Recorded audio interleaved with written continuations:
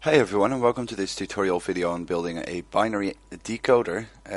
As I already announced in my last video, I'm going to use the 2-bit line that came out of either the memory cell or the binary encoder that I made in my last video, which consists of 2 bits. And I just put levers here to configure them.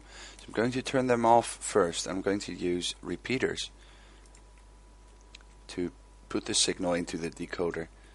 Now behind the repeaters I'm going to put 2 blocks, and for each output that is going to be there, which is 4 possible outputs in this case, I'm going to put down 2 more repeaters and put blocks in between them. This means all these blocks will be powered if I power one of these lines of bits. The next thing I'm going to do is define which output should be active in which setup of the state of the bits. The first is going to be active when there is no input at all, so I'm going to leave those blank. Then we have the first bit on, second bit off, second bit on, first bit off, and both bits on. Just put a torch on top, so if the redstone is powered, the torch will turn off. Here we go.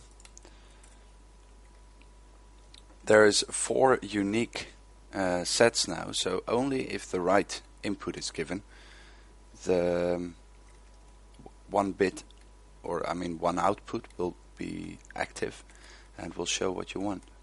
For the other ones, I'm going to create redstone on the sides, not this one, here, here, and here, and I'm going to top it all off with 2 lines of wool. I'll just pull those all the way through, and on this one too,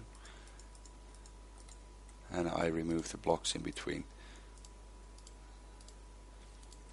Here we go.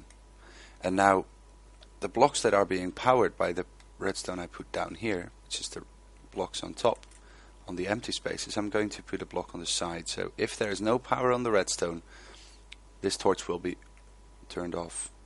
And I do that with all the empty blocks. This is basically the decoder, and I'm going to build the output by putting a line of wool on top of this whole construction and topping it off with redstone. As you can see, most lines are powered already, and that's because I'm using an inverted way of making the output. So the one that is not turned on is the active output.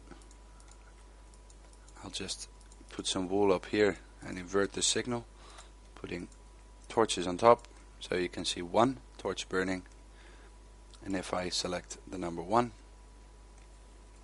or the number 2, it will output what you want. And this is the way a binary output works.